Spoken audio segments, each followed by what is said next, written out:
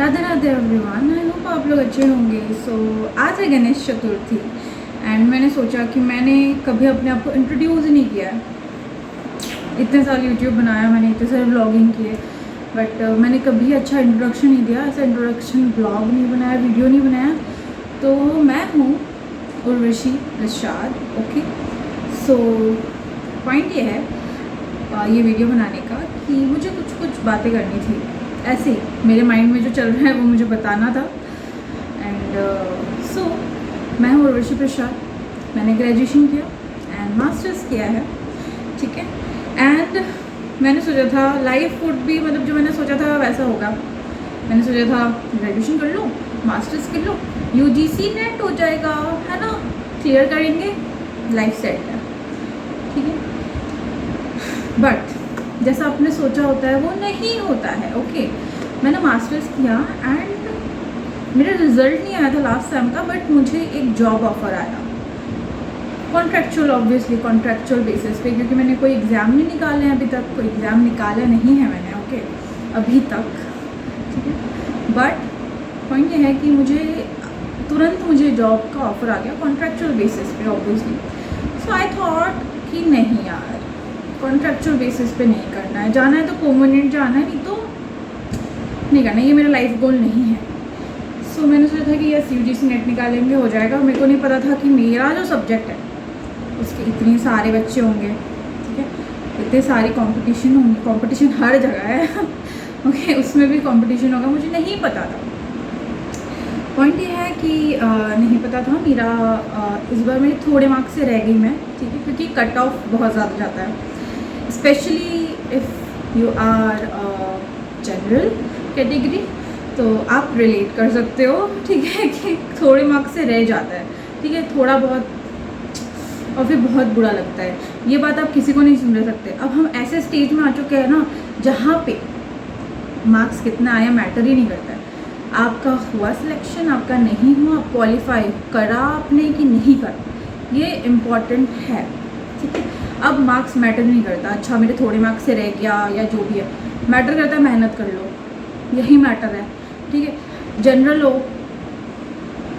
कुछ नहीं कर सकते, आपको बस मेहनत करनी है, आपको नंबर 1 रैंक होना होगा, तभी आपका क्लियर होगा, ऐसे सोच के चलना है, ठीक है, क्योंकि बहुत कट ऑफ जाता है मेरे साथ प्रैक्टिकली हुआ है, तो मैं बता रही हूँ आपको। एक को बहुत प्रॉब्लम आया है, प्रॉब्लम इन द सेंस मैंने 11th-12th में मैथ्स नहीं लिया था, ठीक है, जो कि मेरी गलती थी। मुझे लगता है कि मैं सजेस्ट करूँगी, अगर आप आर्ट्स भी लेते हो ना तो आप मैथ्स रखो, ठीक है, क्योंकि आपको प्रैक्टिस रहेगा, ओके। क्योंकि अभी के टाइम में जो जितने भी एग्ज़ाम होते हैं, be it UGC NET, be it SSC, be it any exam, UPSC भी ले लो, ठीक है, सारे एग्ज़ाम में आपको मैथ्स, रीजनिंग एंड इंग्लिश आना चाहिए, एंड जीएस में आपको सारे सब्जेक्ट का नॉलेज होना चाहिए, ओके। आपको ऑलराउंडर होना है, तब जाके आपका सिलेक्शन होगा। मैंने सोचा था डिग्री अलग होता है, मास्टर्स पढ़ लिया, ओहो अब तो मेरे को जॉब मिल जाएगी, अब तो एग्ज़ाम देंगे, हो गया। बट एग्ज़ाम में क्या आएगा, मैंने जब देखा तो मुझे लगा ओ एग्ज़ाम के लिए तो अलग से पढ़ना होगा, ठीक है, वो तो मैंने पढ़ा भी, ठीक है, चलो। एंड जब कट ऑफ आता है, तो जब आपका नहीं हो पाता, आपका मार्क्स भी सही है, थोड़े मार्क्स आपका रहता है, तो बहुत बुरा लगता है, ठीक है। ये बात हम जैसे लोग समझ सकते हैं जो अभी एस्पिरेंट है, बट और पॉइंट ये है कि बट तड़का जब आता है, तड़का होता है ना, तड़का हमारी लाइफ में तड़का मारने वाले हैं रिलेटिव्स, और इतना गंदा तड़का मारेंगे ना वो कि आप खा भी नहीं पाओगे उसको, ठीक है, आप नहीं डाइजेस्ट कर सकते, इतना गंदा तड़का मारेंगे वो, ठीक है। लड़की घर पे बैठी है, ठीक है, लड़की घर पे बैठी है, भाई शादी करा दो, व्हाट मतलब अब इस जनरेशन के हो गया, मतलब अब का मतलब क्या, वही पूर्वजों जैसा सोच।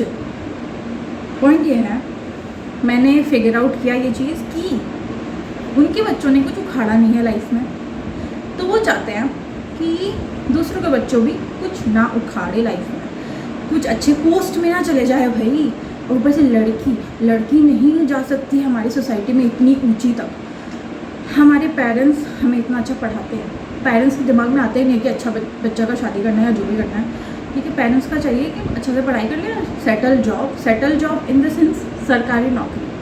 अभी तक सरकारी नौकरी को एक स्टेबल जॉब माना जाता है, जो कि है भी, आई एग्री कि जो कि है भी, बट उसमें थोड़ा टाइम लगता है।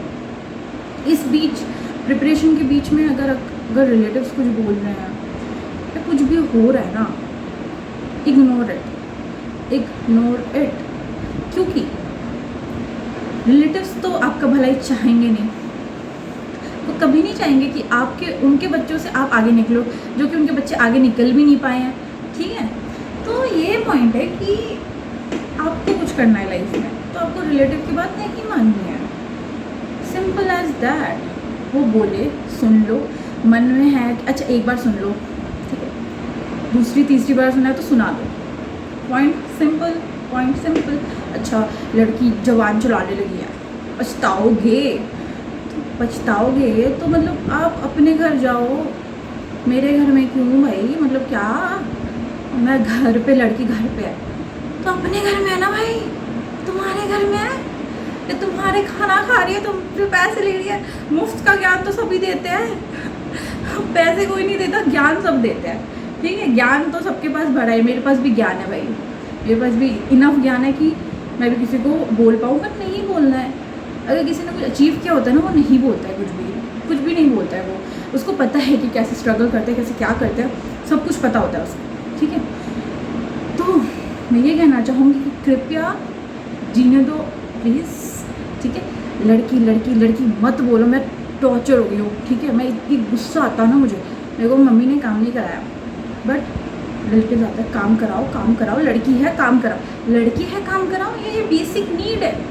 अब ऐसे बोलोगे ना तो मैं कर भी लूँगी भाई, मैं करा भी है मैंने, ऑब्वियसली आपने व्लॉग्स में देखा, मैंने खुद भी करा है, अकेले लाइफ जिया है मैंने, तो मैंने खुद भी करा है, पॉइंट आएगा तो मैं करूँगी, ठीक है।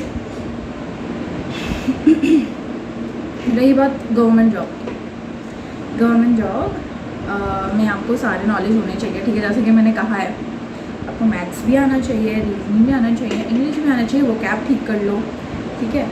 आप अगर इनिशियल स्टेज में हो, जैसे 11th या 12th, तो मैथ्स को मत छोड़ो, प्रैक्टिस मत छोड़ो। ये मैंने बहुत बड़ी गलती कर दी कि मैंने मैथ्स छोड़ा, मुझे लगा कि अच्छा मैथ्स का तो कोई रिलेवेंस ही नहीं है लाइफ में, बट है, क्योंकि अगर आपको लाइफ बदलनी है तो आपको सरकारी नौकरी देनी होगी, सरकारी नौकरी के लिए आपको मैथ्स आना चाहिए।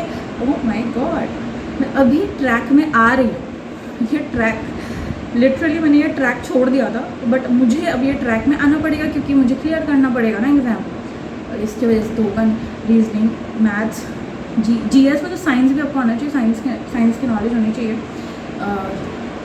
Science and tech, economics, English, maths, reasoning, geography, history, political science, सबका नॉलेज आपको होना चाहिए, ठीक है। जो मैंने गलती करी मैंने आपको बता दिया, वो मत करना, ठीक है। मैथ्स रीजनिंग की प्रैक्टिस करते रहना, अनटिल एंड अनलेस आपको प्राइवेट सेक्टर में जाना है, your choice.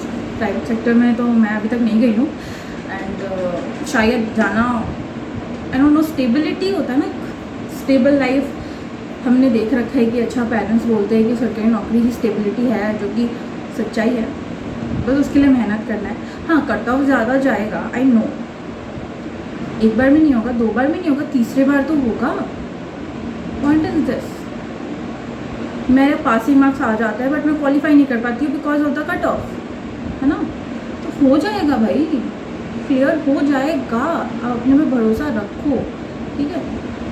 It's not that कि नहीं होगा। अच्छा, रिलेटिव्स बोल रहे, माइंड डाइवर्ट कर देते हैं पेरेंट्स का थोड़े टाइम के लिए, बट आप उनको बोलो कि हाँ मम्मी पापा हो जाएगा मुझसे। अब दूसरों की बात मत सुनो, क्योंकि उन्होंने कुछ नहीं उखाड़ा अपने लाइफ में, तो हमें क्यों ज्ञान दे रहे हैं। अगर आपको मेरी फील्ड का नॉलेज ही नहीं है तो आप नहीं बोल सकते हो मुझे कुछ। Please stay out of my life, okay. मेरे को मेरे बस पेरेंट्स बोल सकते हैं, और मेरे पेरेंट्स चाहते हैं कि मैं कुछ करूँ। पढ़ाई लिखाई करके अब अगर नौकरी नहीं करोगे, आप अपना स्टेबिलिटी नहीं ढूंढोगे, तो क्या हो गया, क्या फ़ायदा है पढ़ाई का, है ना। और प्राइवेट सेक्टर में मुझे मिल रहा था, I am capable of that, कि मतलब हाँ अभी ये बोल रहा है, जो भी बोले मेरे बच्चे का लग गया, मैंने इंटरव्यू में बोला है भाई, मैंने इंटरव्यू में बोला है कि मतलब मैं थोड़ी सी वो हो गई थी, मतलब थोड़ा स्ट्रेस डिप्रेस्ड, ओके क्योंकि नहीं होना चाहिए, ओके नहीं होना चाहिए, ऐसा नहीं होना चाहिए। तो मैंने बोला कि मेरे कज़िन्स नौकरी कर रहे हैं and I am not doing that, ठीक है। तो मुझे बुरा लगा। तो उन्होंने बोला कि कौन से सेक्टर में कर रहे हैं, मैंने बोला प्राइवेट सेक्टर। वो बोला they are not doing anything, okay focus on your government exam, they are not doing anything, है ना। तो मुझे लगा, कॉन्फिडेंस आया मुझे कि अच्छा मतलब इनका नज़रिया ऐसा है, मतलब वो बहुत टॉप के इंसान थे, ठीक है। तो ऐसा था, तो मेरे को लगा हाँ यार मतलब कुछ अपना एक पावर होना चाहिए लाइफ में, ओके। सो मैं इतना ही बोलना चाहूँगी कि अगर आपको कुछ क्वेश्चन है तो आप पूछ सकते हो। सो एंड में मैं इतना ही कहना चाहूँगी कि अपने ऊपर फोकस करो, अपने आप को हमेशा डेवलप करते रहो और स्किल्स सीखो और टेंशन मत लो। अगर आपका सिलेक्शन नहीं हो पाया तो आपका हो जाएगा, आपने अपनी मेहनत करी है, आई नो दैट, ठीक है। आपका कट ऑफ नहीं क्लियर हुआ या कट ऑफ कभी कभी ज़्यादा जाता है तो आई नो इट्स नॉट, हाँ। तो मैंने ये बोला था कि यस, तो अपने ऊपर फोकस करो, दूसरों को मत देखो, दूसरे क्या कर रहे हैं नहीं कर रहे हैं, वो आपके लिए अच्छा नहीं होगा शायद, इसलिए भगवान जी अभी तक आपको नहीं दिया है आपको जो चाहिए। अपने ऊपर फोकस करो और अच्छा चीज़ अचीव करो लाइफ में और दूसरों की बात मत सुनो। अनटिल अनलेस वो आपके फ़ायदे का, और फ़ायदे का तो होता नहीं है, दूसरों का बात, मम्मी पापा की बात मानो बस। मम्मी पापा चाहते हैं आपको स्टेबल देखना, तो स्टेबल हो जाओ, गवर्नमेंट जॉब लो और बेस्ट लाइफ जियो, है ना। कभी कभी कट ऑफ ज़्यादा जाता है, नो राइट, हम लोग कर लेंगे, हम कर लेंगे, ठीक है। अच्छी कॉलेज नहीं मिलती है कट ऑफ के लिए, अच्छी ये जो भी मिल जाएगा। ग्रेजुएशन नीड है, ग्रेजुएशन करो, ठीक है। उनको मास्टर्स करने का मैंने मास्टर्स करो, ठीक है। एग्ज़ाम निकालो, बात मैटर ही नहीं करता आप कहाँ से पढ़ रहे हो, क्या आपके परसेंटेज है। मैं लेके आके कुछ नहीं करा, मैंने हमेशा फर्स्ट किया है, मैंने कुछ नहीं उखाड़ा अभी तक, क्योंकि आपको एग्ज़ाम निकालना पड़ेगा, आपको एक कॉम्पिटिटिव एग्ज़ाम निकालना पड़ेगा, एक सिनेरियो होगा, ठीक है। वो आपको निकालना पड़ेगा, तब जाके आप कुछ हो, ठीक है। आपके अंदर पावर आएगा जो कि लोग नहीं चाहते कि आए, बट आप चाहते हो, वो इम्पॉर्टेंट है। आप चाहते हो, आपकी अच्छी फैमिली चाहती है, आपका अच्छा फैमिली चाहती है, फैमिली का बात हमेशा मानो। और मुझे लगाना था, और लाइफ हमेशा एक जैसी नहीं होती है, अप्स एंड डाउन्स आते हैं, हमेशा अपने ऊपर ध्यान दो और कुछ अच्छा करो लाइफ में, ठीक है। तो चलते हैं, और happy Ganesh Chaturthi to everyone and Ganpati Bappa Morya.